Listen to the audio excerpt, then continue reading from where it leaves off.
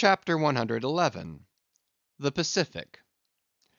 When gliding by the Bashee Isles, we emerged at last upon the great South Sea. Were it not for other things, I could have greeted my dear Pacific with uncounted thanks; for now the long supplication of my youth was answered.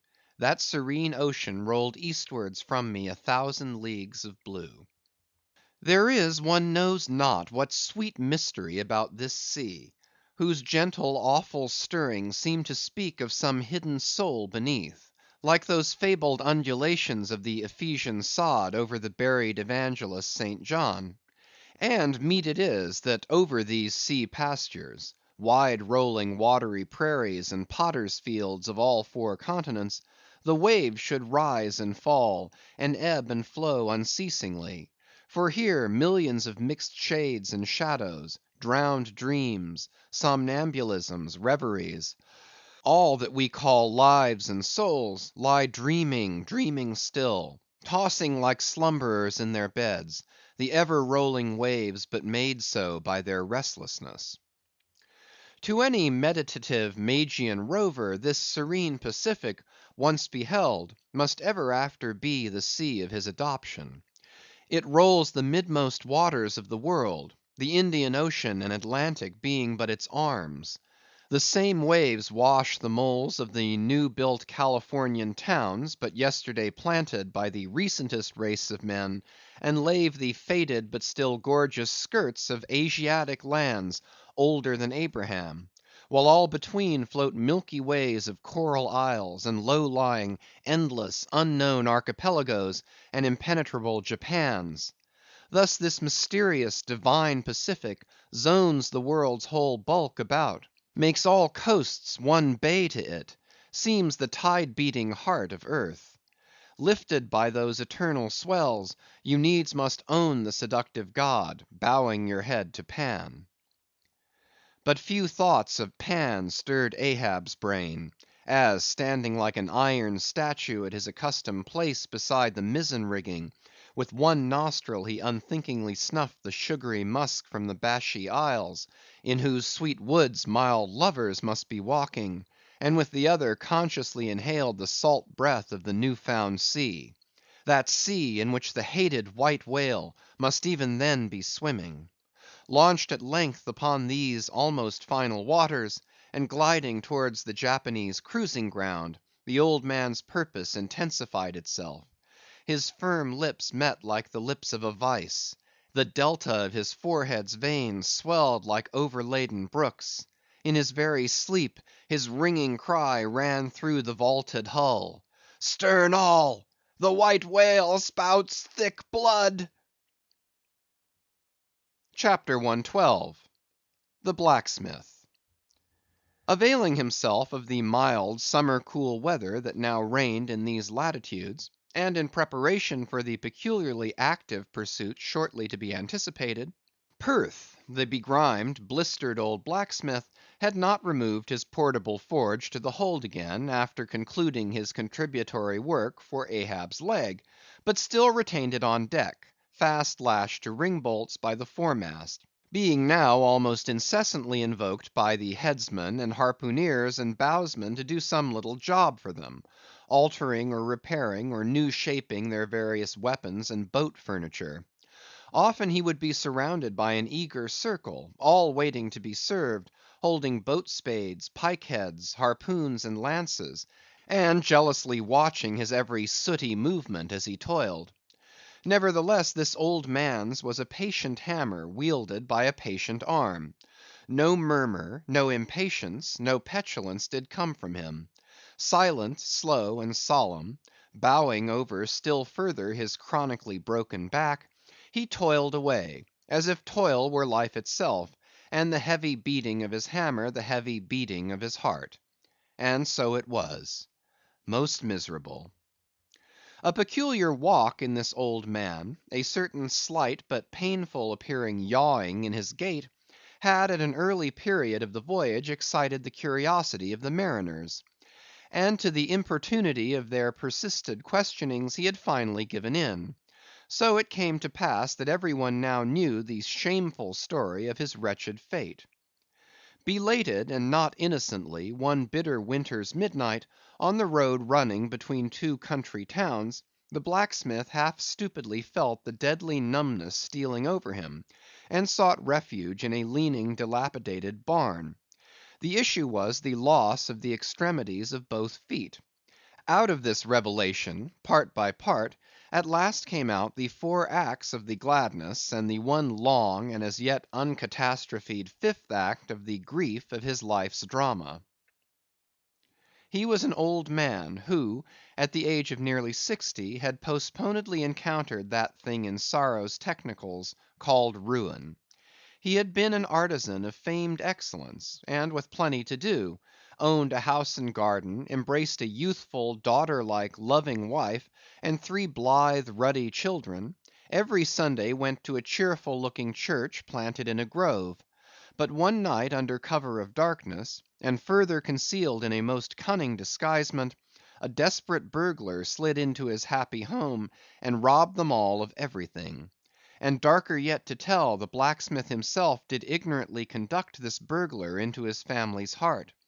It was the bottle conjurer. Upon the opening of that fatal cork, forth flew the fiend and shrivelled up his home. Now for prudent, most wise, and economic reasons, the blacksmith's shop was in the basement of his dwelling, but with a separate entrance to it; so that always had the young and loving healthy wife listened with no unhappy nervousness, but with vigorous pleasure, to the stout ringing of her young‐armed old husband's hammer, whose reverberations, muffled by passing through the floors and walls, came up to her not unsweetly in her nursery. And so to stout labor's iron lullaby the blacksmith's infants were rocked to slumber. Oh, woe on woe! O death, why canst thou not sometimes be timely? Hadst thou taken this old blacksmith to thyself ere his full ruin came upon him, then had the young widow had a delicious grief, and her orphans a truly venerable, legendary sire to dream of in their after years, and all of them a care‐killing competency. But death plucked down some virtuous elder brother, on whose whistling daily toil solely hung the responsibilities of some other family, and left the worse than useless old man standing, till the hideous rot of life should make him easier to harvest. Why tell the whole? The blows of the basement hammer every day grew more and more between, and each blow every day grew fainter than the last. The wife sat frozen at the window, with tearless eyes, glitteringly gazing into the weeping faces of her children. The bellows fell, the forge choked up with cinders, the house was sold, the mother dived down into the long churchyard grass; her children twice followed her thither; and the houseless, familyless old man staggered off a vagabond in crape, his every woe unreverenced, his grey head a scorn to flaxen curls. Death seems the only desirable sequel for a career like this. But death is only a launching into the region of the strange untried; it is but the first salutation to the possibilities of the immense remote, the wild, the watery, the unshored. Therefore, to the death‐longing eyes of such men, who still have left in them some interior compunctions against suicide, does the all contributed and all receptive ocean alluringly spread forth his whole plain of unimaginable, taking terrors, and wonderful, new life adventures; and from the hearts of infinite Pacifics, the 1,000 mermaids sing to them, "Come hither, broken hearted! Here is another life without the guilt of intermediate death. Here are wonders supernatural, without dying for them. Come hither, bury thyself in a life which, to your now equally abhorred and abhorring landed world, is more oblivious than death. Come hither, put up thy gravestone too within the churchyard, and come hither till we marry thee." Hearkening to these voices, east and west, by early sunrise, and by fall of eve, the blacksmith's soul responded, "Aye, I come." And so Perth went a whaling. CHAPTER 113. The Forge. With matted beard, and swathed in a bristling shark‐skin apron, about mid‐day, Perth was standing between his forge and anvil, the latter placed upon an iron‐wood log, with one hand holding a pike‐head in the coals, and with the other at his forge's lungs, when Captain Ahab came along, carrying in his hand a small, rusty‐looking leathern bag. While yet a little distance from the forge, moody Ahab paused, till at last Perth, withdrawing his iron from the fire, began hammering it upon the anvil, the red mass sending off the sparks in thick, hovering flights, some of which flew close to Ahab. "Are these thy mother Carey's chickens, Perth? They are always flying in thy wake. Birds of good omen, too, but not to all. Look here, they burn, but thou livest among them without a scorch." "Because I am scorched all over, Captain Ahab," answered Perth, resting for a moment on his hammer. "I am past scorching; not easily canst thou scorch a scar." "Well, well, no more. Thy shrunk voice sounds too calmly, sanely woeful to me. In no paradise myself, I am impatient of all misery in others that is not mad. Thou shouldst go mad, blacksmith. Say, why dost thou not go mad? How canst thou endure without being mad? Do the heavens yet hate thee, that thou canst not go mad? What wert thou making there?" "Welding an old pike‐head, sir. There were seams and dents in it." "And canst thou make it all smooth again, blacksmith, after such hard usage as it had?" "I think so, sir." "And I suppose thou canst smooth almost any seams and dents, never mind how hard the metal, blacksmith?" "Aye, sir, I think I can. All seams and dents but one." "Look ye here, then," cried Ahab, passionately advancing, and leaning with both hands on Perth's shoulders. "Look ye here, here. Can you smooth out a seam like this, blacksmith?" sweeping one hand across his ribbed brow. "If thou couldst, blacksmith, glad enough would I lay my head upon thy anvil, and feel thy heaviest hammer between my eyes. Answer, canst thou smooth this seam?" "Oh, that is the one, sir. Said I not all seams and dents but one?" "Aye, blacksmith, it is the one. Aye, man, it is unsmoothable. For though thou only seest it here in my flesh, it is worked down into the bone of my skull. That is all wrinkles. But away with child's play. No more gaffs and pikes to day. Look ye here," jingling the leathern bag, as if it were full of gold coins. "I, too, want a harpoon made. One that 1,000 yoke of fiends could not part, Perth. Something that will stick in a whale like his own fin bone. There's the stuff," flinging the pouch upon the anvil. "Look ye, blacksmith, these are the gathered nail stubs of the steel shoes of racing horses." "Horseshoe stubs, sir? Why, Captain Ahab, thou hast there then the best and stubbornest stuff we blacksmiths ever work." "I know it, old man. These stubs will weld together like glue from the melted bones of murderers. Quick, forge me the harpoon, and forge me first 12 rods for its shank. Then wind and twist and hammer these 12 together, like the yarns and strands of a tow line. Quick, I'll blow the fire."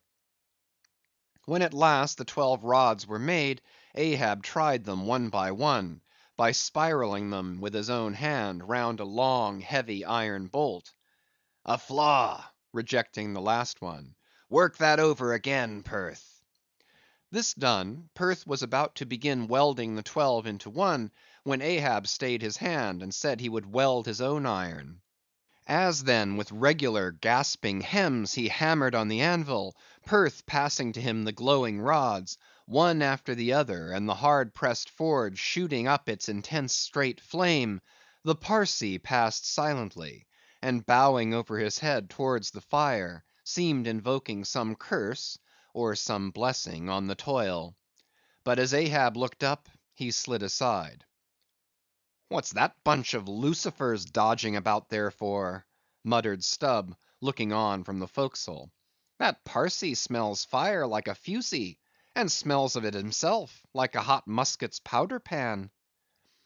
At last the shank, in one complete rod, received its final heat; and as Perth, to temper it, plunged it all hissing into the cask of water near by, the scalding steam shot up into Ahab's bent face. "Wouldst thou brand me, Perth?" wincing for a moment with the pain. "Have I been but forging my own branding iron, then?" "Pray God, not that. Yet I fear something, Captain Ahab. Is not this harpoon for the white whale?" "For the white fiend. But now for the barbs. Thou must make them thyself, man. Here are my razors, the best of steel. Here, and make the barbs sharp as the needle sleet of the icy sea." For a moment the old blacksmith eyed the razors as though he would fain not use them. "Take them, man. I have no need for them. For I now neither shave, sup, nor pray till—but here, to work." Fashioned at last into an arrowy shape, and welded by Perth to the shank, the steel soon pointed the end of the iron; and as the blacksmith was about giving the barbs their final heat prior to tempering them, he cried to Ahab to place the water cask near. "No, no, no water for that. I want it of the true death temper. Ahoy there! Tashtego, Queequeg, Daggoo! What say ye, pagans? Will you give me as much blood as will cover this barb?" holding it high up. A cluster of dark nods replied, yes. 3 punctures were made in the heathen flesh, and the white whale's barbs were then tempered. "Ego non baptizo te in nomine Patris, sed in nomine Diaboli!" deliriously howled Ahab, as the malignant iron scorchingly devoured the baptismal blood. Now, mustering the spare poles from below, and selecting one of hickory, with the bark still investing it, Ahab fitted the end to the socket of the iron. A coil of new tow line was then unwound, and some fathoms of it taken to the windlass, and stretched to a great tension. Pressing his foot upon it till the rope hummed like a harp string, then eagerly bending over it, and seeing no strandings, Ahab exclaimed, "Good! And now for the seizings." At one extremity the rope was unstranded, and the separate spread yarns were all braided and woven round the socket of the harpoon. The pole was then driven hard up into the socket. From the lower end, the rope was traced half way along the pole's length, and firmly secured so, with intertwistings of twine. This done, pole, iron, and rope, like the 3 Fates, remained inseparable, and Ahab moodily stalked away with the weapon. The sound of his ivory leg, and the sound of the hickory pole, both hollowly ringing along every plank. But ere he entered his cabin, light, unnatural, half bantering, yet most piteous sound was heard. Oh, Pip! thy wretched laugh, thy idle but unresting eye, all thy strange mummeries not unmeaningly blended with the black tragedy of the melancholy ship, and mocked it. CHAPTER 114. The Gilder. Penetrating further and further into the heart of the Japanese cruising ground, the Pequod was soon all astir in the fishery. Often in mild, pleasant weather, for 12, 15, 18, and 20 hours on the stretch, they were engaged in the boats, steadily pulling, or sailing, or paddling after the whales; or for an interlude of 60 or 70 minutes, calmly awaiting their uprising, though with but small success for their pains. At such times, under an unabated sun, afloat all day upon smooth, slow, heaving swells, seated in his boat light as a birch canoe, and so sociably mixing with the soft waves themselves, that like hearthstone cats they purr against the gunwale; these are the times of dreamy quietude, when beholding the tranquil beauty and brilliancy of the ocean's skin, one forgets the tiger heart that pants beneath it, and would not willingly remember that this velvet paw but conceals a remorseless fang.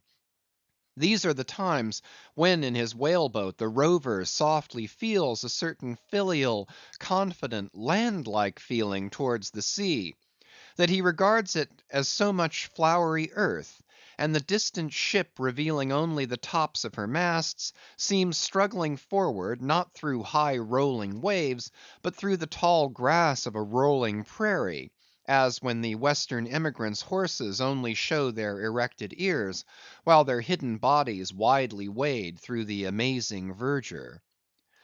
The long drawn virgin vales, the mild blue hillsides, as over these there steals the hush, the hum, you almost swear that play-wearied children lie sleeping in these solitudes in some glad May time, when the flowers of the woods are plucked. And all this mixes with your most mystic mood, so that fact and fancy, half-way meeting, interpenetrate and form one seamless whole. Nor did such soothing scenes, however temporary, fail of at least as temporary an effect on Ahab. But if these secret golden keys did seem to open in him his own secret golden treasuries, yet did his breath upon them prove but tarnishing. O grassy glades! O ever vernal endless landscapes in the soul! In ye, though long parched by the dead drought of the earthly life, in ye men yet may roll, like young horses in new morning clover, and for some few fleeting moments feel the cool dew of the life immortal on them. Would to God these blessed calms would last! But the mingling threads of life are woven by warp and woof; calms crossed by storms, a storm for every calm. There is no steady, unretracing progress in this life. We do not advance through fixed gradations, and at the last one pause; through infancy's unconscious spell, boyhood's thoughtless faith, adolescence's doubt, the common doom, then skepticism, then disbelief, resting at last in manhood's pondering repose of if. But once gone through, we trace the round again, and are infants, boys, and men, and ifs eternally. Where lies the final harbor, whence we unmoor no more? In what rapt ethers sails the world, of which the weariest will never weary? Where is the foundling's father hidden? Our souls are like those orphans whose unwedded mothers die in bearing them. The secret of our paternity lies in their grave, and we must there to learn it. And that same day, too, gazing far down from his boat's side into that same golden sea, Starbuck lowly murmured, "Loveliness unfathomable, as ever lover saw in his young bride's eye. Tell me not of thy teeth-tiered sharks, and thy kidnapping cannibal ways. Let faith oust fact, let fancy oust memory. I look deep down, and do believe." And Stubb, fish-like, with sparkling scales, leaped up in that same golden light. I am Stubb, and Stubb has his history; but here Stubb takes oaths that he has always been jolly. CHAPTER 115. The Pequod Meets the Bachelor. And jolly enough were the sights and sounds that came bearing down before the wind, some few weeks after Ahab's harpoon had been welded.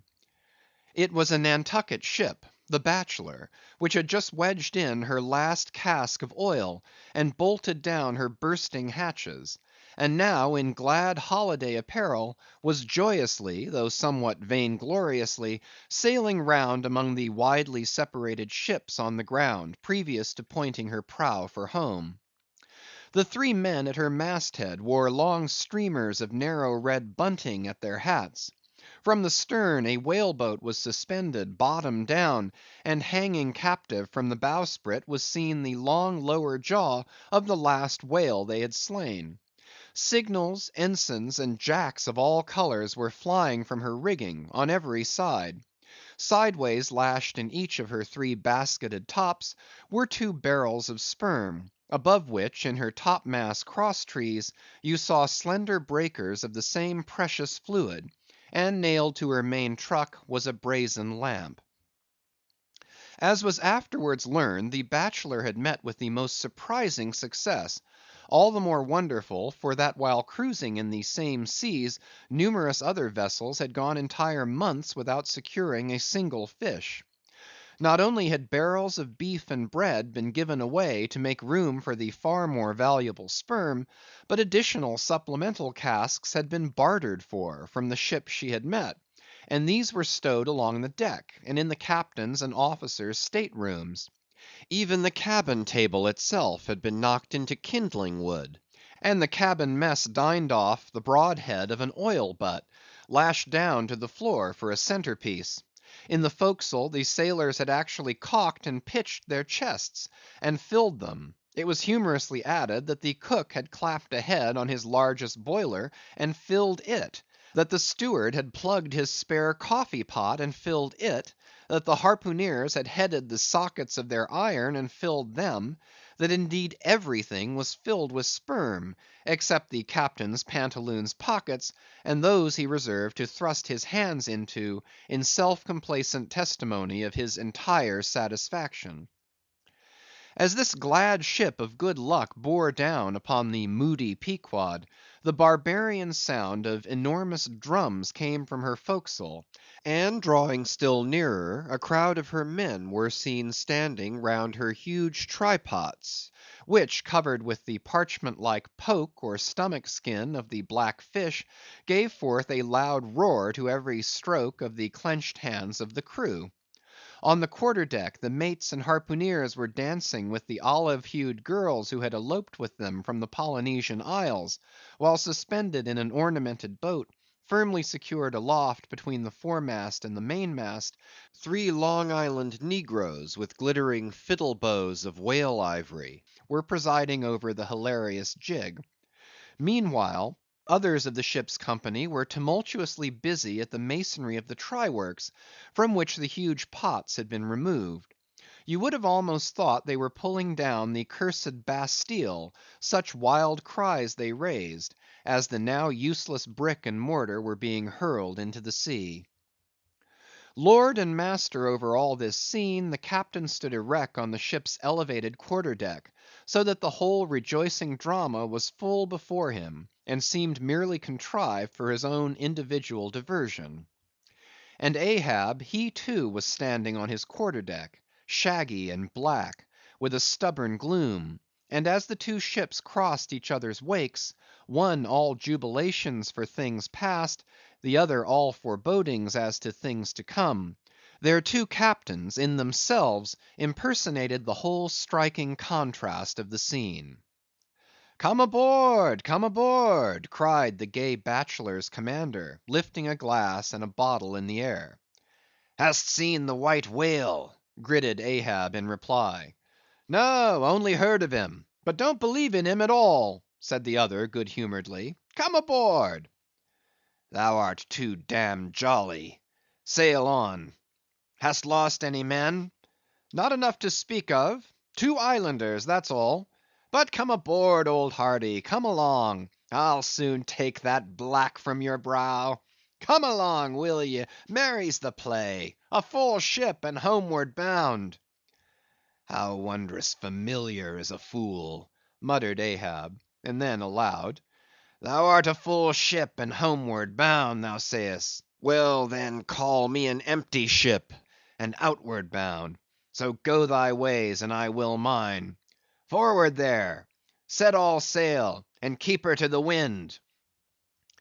And thus, while the one ship went cheerily before the breeze, the other stubbornly fought against it; and so the two vessels parted, the crew of the Pequod looking with grave, lingering glances towards the receding Bachelor; but the Bachelor's men never heeding their gaze for the lively revelry they were in.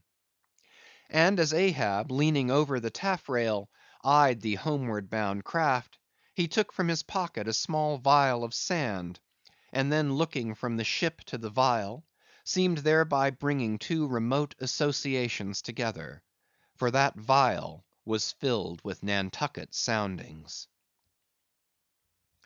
CHAPTER 116. The dying whale. Not seldom in this life, when, on the right side, Fortune's favourites sail close by us, we, though all adroop before, catch somewhat of the rushing breeze, and joyfully feel our bagging sails fill out. So seemed it with the Pequod; for next day after encountering the gay Bachelor, whales were seen, and 4 were slain, and one of them by Ahab. It was far down the afternoon, and when all the spearings of the crimson fight were done, and floating in the lovely sunset sea and sky, sun and whale both stilly died together, then such a sweetness and such plaintiveness, such inwreathing orisons, curled up in that rosy air, that it almost seemed as if far over from the deep green convent valleys of the Manilla Isles, the Spanish land breeze, wantonly turned sailor, had gone to sea, freighted with these vesper hymns. Soothed again, but only soothed to deeper gloom, Ahab, who had sterned off from the whale, sat intently watching his final wanings from the now tranquil boat. For that strange spectacle observable in all sperm whales dying, the turning sunwards of the head, and so expiring; that strange spectacle, beheld of such a placid evening, somehow to Ahab conveyed a wondrousness unknown before. He turns and turns him to it. How slowly, but how steadfastly, his homage rendering and invoking brow, with his last dying motions. He too worships fire; most faithful, broad, baronial vassal of the sun. Oh, that these two favoring eyes should see these two favoring sights! Look! here far waterlocked, beyond all hum of human weal or woe, in these most candid and impartial seas, where to traditions no rocks furnish tablets; where for long Chinese ages the billows have still rolled on speechless and unspoken to, as stars that shine upon the Niger's unknown source. Here too life dies sunwards full of faith; but see! no sooner dead, than death whirls round the corpse, and it heads some other way. Oh, thou dark Hindoo half of nature, who of drowned bones hast builded thy separate throne somewhere in the heart of these unverdured seas; thou art an infidel, thou queen, and too truly speakest to me in the wide slaughtering Typhoon, and the hushed burial of its after calm. Nor has this thy whale sunwards turned his dying head, and then gone round again, without a lesson to me. Oh, trebly hooped and welded hip of power! Oh, high aspiring, rainbowed jet! That one strivest, this one jettest, all in vain. In vain, O whale, dost thou seek intercedings with yon all quickening sun, that only calls forth life, but gives it not again. Yet dost thou, darker half, rock me with a prouder if a darker faith. All thy unnameable imminglings float beneath me here.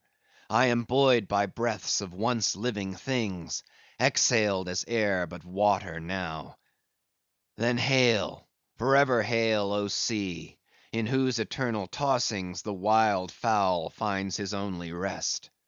Born of earth, yet suckled by the sea; though hill and valley mothered me, you billows are my foster brothers. CHAPTER 117. The Whale Watch. The 4 whales slain that evening had died wide apart; one far to windward, one less distant to leeward, one ahead, one astern. These last 3 were brought alongside ere nightfall; but the windward one could not be reached till morning, and the boat that had killed it lay by its side all night, and that boat was Ahab's. The waif pole was thrust upright into the dead whale's spout hole, and the lantern hanging from its top cast a troubled, flickering glare upon the black, glossy back, and far out upon the midnight waves, which gently chafed the whale's broad flank, like soft surf upon a beach. Ahab and all his boat's crew seemed asleep but the Parsee, who, crouching in the bow, sat watching the sharks that spectrally played round the whale, and tapped the light cedar planks with their tails. A sound like the moaning in squadrons over asphaltites of unforgiven ghosts of Gomorrah ran shuddering through the air. Startled from his slumbers, Ahab, face to face, saw the Parsee, and hooped round by the gloom of the night, they seemed the last men in a flooded world. "I have dreamed it again," said he. "Of the hearses? Have I not said, old man, that neither hearse nor coffin can be thine? And who are hearsed that die on the sea? But I said, old man, that ere thou couldst die on this voyage, 2 hearses must verily be seen by thee on the sea; the first not made by mortal hands, and the visible wood of the last one must be grown in America. Aye, aye, a strange sight that, Parsee; a hearse and its plumes floating over the ocean with the waves for the pallbearers. Ha! Such a sight we shall not soon see." "Believe it or not, thou canst not die till it be seen, old man." "And what was that saying about thyself?" "Though it come to the last, I shall still go before thee, thy pilot." "And when thou art so gone before, if that ever befall, then ere I can follow, thou must still appear to me, to pilot me still. Was it not so?" "Well, then, did I believe all ye say, O my pilot. I have here 2 pledges that I shall yet slay Moby Dick and survive it." "Take another pledge, old man," said the Parsee, as his eyes lighted up like fireflies in the gloom. "Hemp only can kill thee." "The gallows, ye mean? I am immortal, then, on land and on sea," cried Ahab, with a laugh of derision. "Immortal on land and on sea." Both were silent again, as one man. The grey dawn came on, and the slumbering crew arose from the boat's bottom, and ere noon the dead whale was brought to the ship. CHAPTER 118. The Quadrant. The season for the line at length drew near, and every day when Ahab, coming from his cabin, cast his eyes aloft, the vigilant helmsman would ostentatiously handle his spokes, and the eager mariners quickly run to the braces, and would stand there with all their eyes centrally fixed on the nailed doubloon, impatient for the order to point the ship's prow for the equator. In good time the order came. It was hard upon high noon, and Ahab, seated in the bows of his high hoisted boat, was about taking his wonted daily observation of the sun to determine his latitude. Now in that Japanese sea the days in summer are as freshets of effulgences. That unblinkingly vivid Japanese sun seems the blazing focus of the glassy ocean's immeasurable burning glass. The sky looks lacquered; clouds there are none; the horizon floats; and this nakedness of unrelieved radiance is as the insufferable splendors of God's throne. Well that Ahab's quadrant was furnished with colored glasses, through which to take sight of that solar fire. So, swinging his seated form to the roll of the ship, and with his astrological looking instrument placed to his eye, he remained in that posture for some moments to catch the precise instant when the sun should gain its precise meridian. Meantime, while his whole attention was absorbed, the Parsee was kneeling beneath him on that ship's deck, and with face thrown up like Ahab's, was eyeing the same sun with him; only the lids of his eyes half hooded their orbs, and his wild face was subdued to an earthly passionlessness. At length the desired observation was taken, and with his pencil upon his ivory leg, Ahab soon calculated what his latitude must be at that precise instant. Then falling into a moment's reverie, he again looked up towards the sun, and murmured to himself, "Thou sea mark, thou high and mighty pilot, thou tellest me truly where I am. but canst thou cast the least hint where I shall be? Or canst thou tell where some other thing besides me is this moment living? Where is Moby Dick? This instant thou must be eyeing him. These eyes of mine look into the very eye that is now beholding him. Aye, and into the eye that is even now equally beholding the objects on the unknown thither side of thee, thou sun. Then gazing at his quadrant, and handling one after the other its numerous cabalistical contrivances, he pondered again, and muttered, foolish toy! Baby's plaything of haughty admirals, and commodores, and captains. The world brags of thee, of thy cunning and might. But what after all canst thou do but tell the poor pitiful point where thou thyself happenest to be on this wide planet? And the hand that holds thee? No, not one jot more. Thou canst not tell where one drop of water or one grain of sand will be to‐morrow noon, and yet with thy impotence thou insultest the sun. Science! Curse thee, thou vain toy, and cursed be all the things that cast man's eyes aloft to that heaven, whose live vividness but scorches him, as these old eyes are even now scorched with thy light, O sun! Level by nature to this earth's horizon are the glances of man's eyes, not shot from the crown of his head, as if God had meant him to gaze on his firmament. Curse thee, thou quadrant! Dashing it to the deck. No longer will I guide my earthly way by thee. The level ship's compass, and the level dead reckoning, by log and by line, these shall conduct me, and show me my place on the sea. Aye, lighting from the boat to the deck. Thus I trample on thee, thou paltry thing, that feebly pointest on high. Thus I split and destroy thee. As the frantic old man thus spoke, and thus trampled with his live and dead feet, a sneering triumph that seemed meant for Ahab, and a fatalistic despair that seemed meant for himself, these passed over the mute, motionless Parsee's face. Unobserved, he rose and glided away, while, awestruck by the aspect of their commander, the seamen clustered together on the forecastle, till Ahab, troubledly pacing the deck, shouted out, "To the braces! Up helm! Square in!" In an instant the yards swung round, and as the ship half wheeled upon her heel, her three firm-seated, graceful masts, erectly poised upon her long, ribbed hull, seemed as the three Horatii pirouetting on one sufficient steed.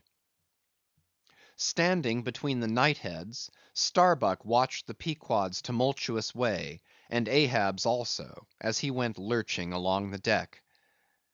I have sat before dense coal fire and watched it all aglow, full of its tormented, flaming life, and I have seen it wane at last, down, down to dumbest dust. Old man of oceans!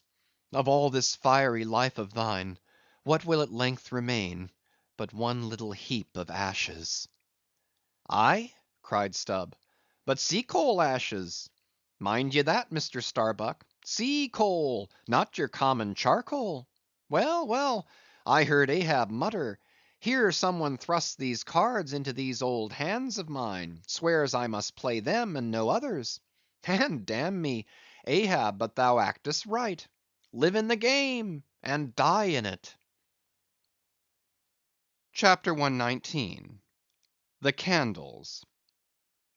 Warmest climes but nurse the cruelest fangs. The tiger of Bengal crouches in spiced groves of ceaseless verdure. Skies the most effulgent but basket the deadliest thunders. Gorgeous Cuba knows tornadoes that never swept tame northern lands. So, too, is it, that in these resplendent Japanese seas the mariner encounters the direst of all storms, the typhoon. It will sometimes burst out of that cloudless sky like an exploding bomb upon a dazed and sleepy town. Towards evening of that day the Pequod was torn of her canvas, and bare poled was left to fight a typhoon which had struck her directly ahead.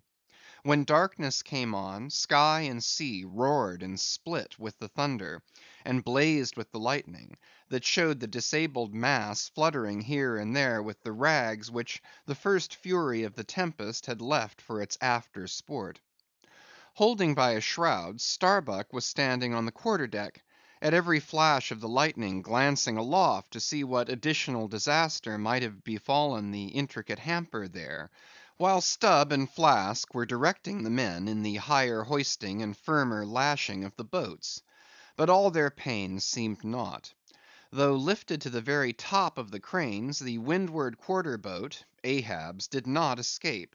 A great rolling sea, dashing high up against the reeling ship's high teetering side, stove in the boat's bottom at the stern, and left it again all dripping through like a sieve.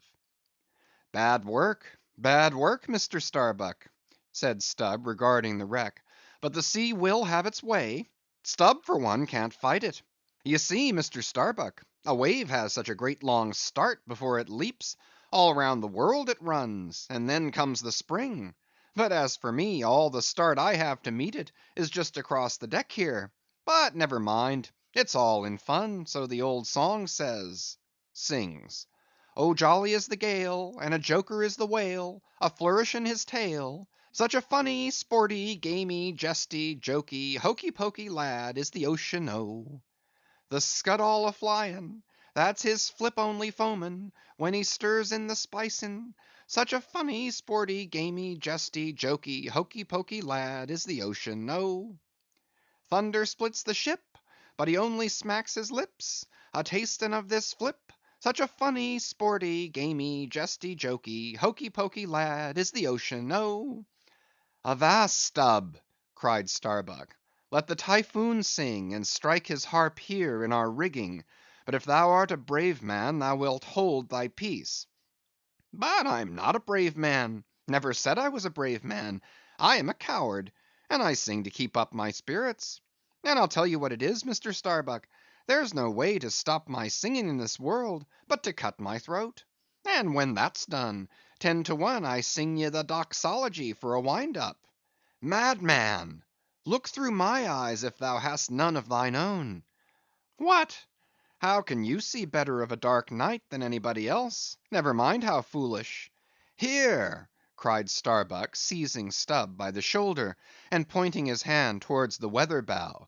"Mark'st thou not that the gale comes from the eastward? The very course Ahab is to run from Moby Dick? The very course he swung to this day noon. Now mark his boat there; where is that stove? In the stern sheets, man, where he is wont to stand. His standpoint is stove, man. Now jump overboard, and sing away if thou must." "I don't half understand ye. What's in the wind?" "Yes, yes, round the Cape of Good Hope is the shortest way to Nantucket," soliloquized Starbuck suddenly, heedless of Stubb's question. "The gale that now hammers at us to stave us, we can turn it into a fair wind that will drive us towards home. Yonder to windward is all blackness of doom; but to leeward, homeward, I see it lightens up there, but not with the lightning."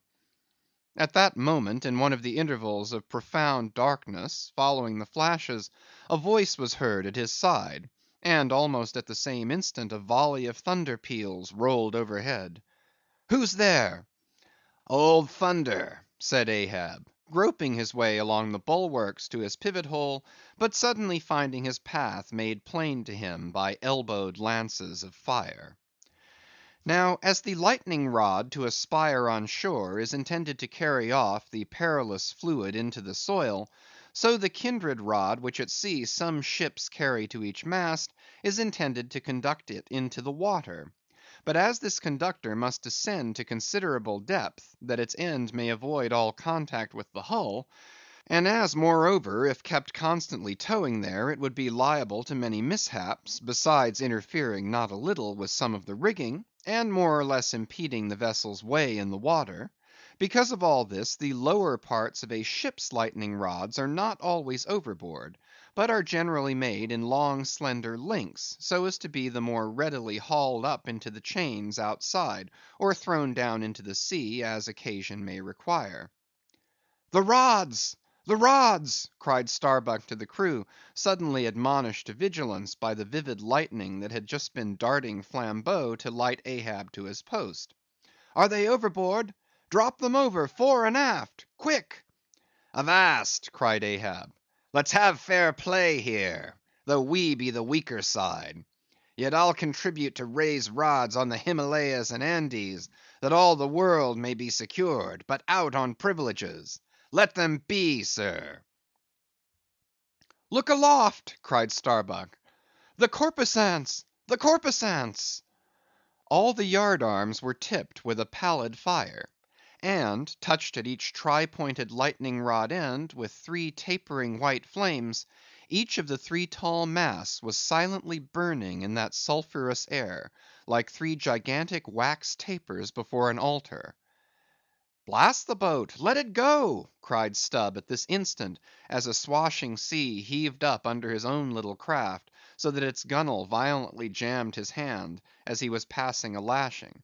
"Blast it!" But slipping backwards on the deck, his uplifted eyes caught the flames, and immediately shifting his tone, he cried, "The corpusants have mercy on us all!" To sailors, oaths are household words. They will swear in the trance of the calm, and in the teeth of the tempest. They will imprecate curses from the topsail yard arms when most they teeter over to a seething sea. But in all my voyagings, seldom have I heard a common oath when God's burning finger has been laid upon the ship; when his mene mene tekel upharsin has been woven into the shrouds and the cordage. While this pallidness was burning aloft, few words were heard from the enchanted crew, who in one thick cluster stood on the forecastle, all their eyes gleaming in that pale phosphorescence like a far away constellation of stars. Relieved against the ghostly light, the gigantic jet negro, Daggoo, loomed up to thrice his real stature, and seemed the black cloud from which the thunder had come. The parted mouth of Tashtego revealed his shark white teeth, which strangely gleamed as if they too had been tipped by corpusants; while, lit up by the preternatural light, Queequeg's tattooing burned like satanic blue flames on his body. The tableau all waned at last with the pallidness aloft, and once more the Pequod and every soul on her decks were wrapped in a pall. A moment or two passed, when Starbuck, going forward, pushed against some one. It was Stubb. "What thinkest thou now, man? I heard thy cry. It was not the same in the song." "No, it wasn't. I said, the corpusants have mercy on us all, and I hope they will still. But do they only have mercy on long faces? Have they no bowels for a laugh? And look ye, Mr. Starbuck—but it's too dark for a look. Hear me, then. I take that mast head flame we saw for a sign of good luck; for those masts are rooted in a hold that is going to be chock-a-block with sperm oil, d'ye see? And so all that sperm oil will work up into the masts, like sap in a tree. Yes, our three masts will yet be as three spermaceti candles. That's the good promise we saw." At that moment Starbuck caught sight of Stubb's face slowly beginning to glimmer into sight. Glancing upwards, he cried, "See! see!" and once more the high, tapering flames were beheld with what seemed redoubled supernaturalness in their pallor. "The corpusants have mercy on us all!" cried Stubb again. At the base of the mainmast, full beneath the doubloon and the flame, the Parsee was kneeling in Ahab's front, but with his head bowed away from him; while near by, from the arched and overhanging rigging, where they had just been engaged in securing a spar, a number of the seamen, arrested by the glare, now cohered together, and hung pendulous, like a knot of numbed wasps from a drooping orchard twig. In various enchanted attitudes, like the standing or stepping or running skeletons in Herculaneum, others remained rooted to the deck, but all their eyes upcast. "Aye, aye, men!" cried Ahab. "Look up at it! Mark it well! The white flame but lights the way to the white whale! Hand me those mainmast links there! I would fain feel this pulse, and let mine beat against it. Blood against fire. So!" Then turning, the last link held fast in his left hand, he put his foot upon the Parsee, and with fixed upward eye and high flung right arm, he stood erect before the lofty tri-pointed trinity of flames. "Oh, thou clear spirit of clear fire, whom on these seas I as Persian once did worship, till in the sacramental act so burned by thee, that to this hour I bear the scar. I now know thee, thou clear spirit, and I now know that thy right worship is defiance. To neither love nor reverence wilt thou be kind, and e'en for hate thou canst but kill, and all are killed. No fearless fool now fronts thee. I own thy speechless, placeless power, but to the last gasp of my earthquake life will dispute its unconditional, unintegral mastery in me. In the midst of the personified impersonal, a personality stands here. Though but a point at best, whencesoever I came, whencesoe'er I go, yet while I earthly live, the queenly personality lives in me, and feels her royal rights. But war is pain, and hate is woe. Come in thy lowest form of love, and I will kneel and kiss thee; but at thy highest come as mere supernal power. And though thou launchest navies of full freighted worlds, there's that in here that still remains indifferent. O thou clear spirit! Of thy fire thou madest me, and like a true child of fire, I breathe it back to thee. Sudden repeated flashes of lightning; the 9 flames leap lengthwise to thrice their previous height. Ahab, with the rest, closes his eyes, his right hand pressed hard upon them. "I own thy speechless, placeless power. Said I not so? Nor was it wrung from me, nor do I now drop these links. Thou canst blind, but I can then grope. Thou canst consume, but I can then be ashes. Take the homage of these poor eyes and shutter hands. I would not take it. The lightning flashes through my skull, mine eyeballs ache and ache, my whole beaten brain seems as beheaded, and rolling on some stunning ground. Oh, oh! Yet blindfold, yet will I talk to thee. Light though thou be, thou leapest out of darkness, but I am darkness leaping out of light, leaping out of thee. The javelins cease. Open eyes, see or not? There burn the flames. O thou magnanimous, now I do glory in my genealogy. But thou art but my fiery father. My sweet mother I know not. O cruel! What hast thou done with her? There lies my puzzle, but thine is greater. Thou knowest not how came ye, hence callest thyself unbegotten. Certainly knowest not thy beginning, hence callest thyself unbegun. I know that of me which thou knowest not of thyself, O thou omnipotent. There is some unsuffusing thing beyond thee, thou clear spirit, to whom all thy eternity is but time, all thy creativeness mechanical. Through thee, thy flaming self, my scorched eyes do dimly see it. O thou foundling fire, thou hermit immemorial! Thou too hast thy incommunicable riddle, thy unparticipated grief. Here again, with haughty agony, I read my sire. Leap, leap up and lick the sky. I leap with thee, I burn with thee, would fain be welded with thee. Defyingly, I worship thee. "The boat! the boat!" cried Starbuck. "Look at thy boat, old man!" Ahab's harpoon, the one forged at Perth's fire, remained firmly lashed in its conspicuous crotch, so that it projected beyond his whale boat's bow; but the sea that had stove its bottom had caused the loose leather sheath to drop off, and from the keen steel barb there now came a levelled flame of pale, forked fire. As the silent harpoon burned there like a serpent's tongue, Starbuck grasped Ahab by the arm. "God! God is against thee, old man, forbear! 'Tis an ill voyage, ill begun, ill continued. Let me square the yards while we may, old man, and make a fair wind of it homewards, to go on a better voyage than this. Overhearing Starbuck, the panic-stricken crew instantly ran to the braces, though not a sail was left aloft. For the moment all the aghast mate's thoughts seemed theirs. They raised a half mutinous cry; but dashing the rattling lightning links to the deck, and snatching the burning harpoon, Ahab waved it like a torch among them, swearing to transfix with it the first sailor that but cast loose a rope's end. Petrified by his aspect, and still more shrinking from the fiery dart that he held, the men fell back in dismay, and Ahab again spoke.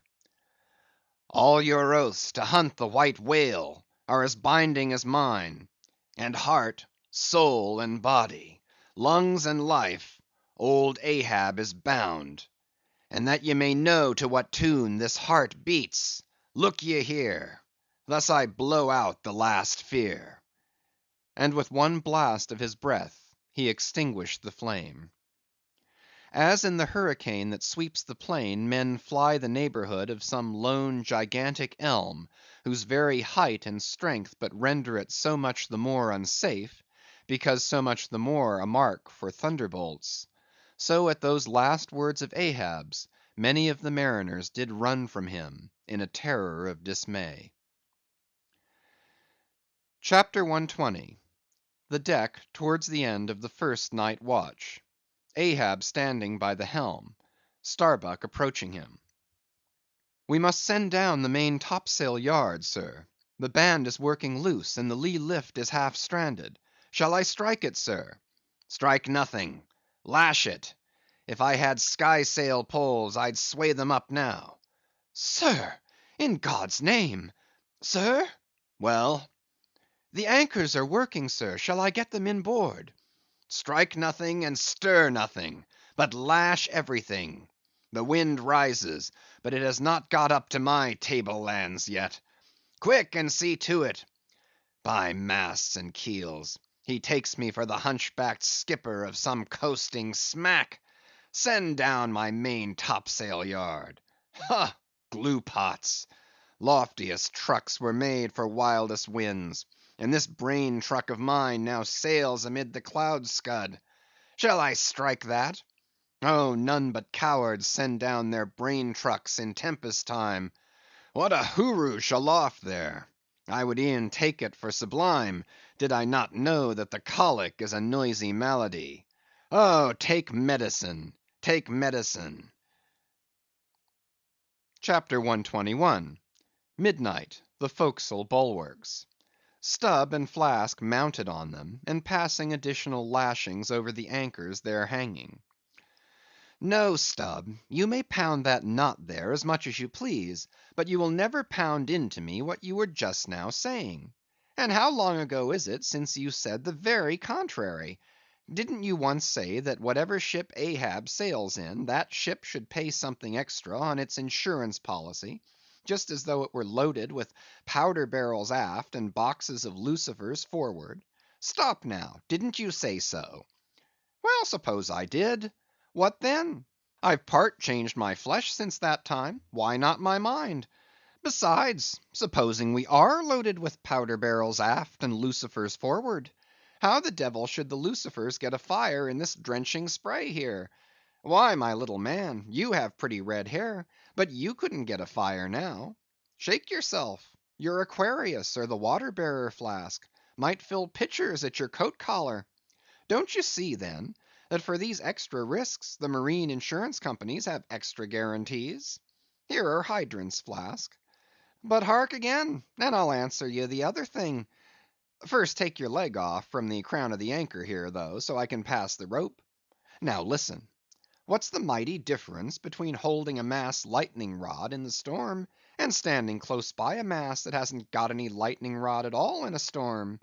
Don't you see, you timberhead, that no harm can come to the holder of the rod, unless the mast is first struck? What are you talking about, then? Not one ship in 100 carries rods; and Ahab, aye, man, and all of us, We're in no more danger then, in my poor opinion, than all the crews in 10,000 ships now sailing the seas. Why, you, King Post, you, I suppose, would have every man in the world go about with a small lightning rod running up the corner of his hat, like a militia officer's skewered feather, and trailing behind like his sash. Why don't you be sensible, Flask? It's easy to be sensible. Why don't you, then? Any man with half an eye can be sensible. I don't know that, Stubb. You sometimes find it rather hard. Yes, when a fellow's soaked through, it's hard to be sensible, that's a fact. And I am about drenched with this spray. Never mind, catch the turn there and pass it. Seems to me we are lashing down these anchors now as if they were never going to be used again. Tying these two anchors here, Flask, seems like tying a man's hands behind him. And what big generous hands they are, to be sure. These are your iron fists, eh? What a hold they have, too. I wonder, Flask, whether the world is anchored anywhere. If she is, she swings with an uncommon long cable, though. There, hammer that knot down, and we're done. So, next to touching land, lighting on deck is most satisfactory. I say, just wring out my jacket skirts, will you? Thank you.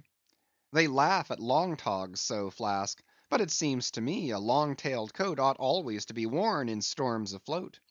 The tails tapering down that way serve to carry off the water, d'ye see. Same with cocked hats. The cocks form gable-end eave-troughs, Flasks. No more monkey jackets and tarpaulins for me. I must mount a swallow-tail, and drive down a beaver, so. Hallo! Whew! There goes my tarpaulin overboard. Lord, Lord, that the winds that come from heaven should be so unmannerly. This is a nasty night, lad.